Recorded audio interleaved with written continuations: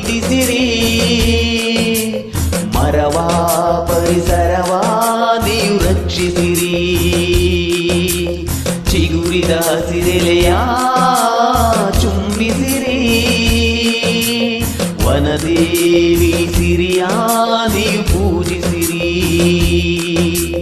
ನಾಳೆಯ ಮಕ್ಕಳು ಕೂಡ ನಗಬೇಕಿದೆ. ಒಳ್ಳೆಯ ಗಾಳಿಯ ಕುಡಿದು ಉಳಿಬೇಕಿದೆ. ಮನುಜ ಮರಗಳನ್ನು ನೀ ಕಡಿಯದಿರು. ಬೆಳೆವ ಸಸಿಗಳಿಗೆ ನೀರೇ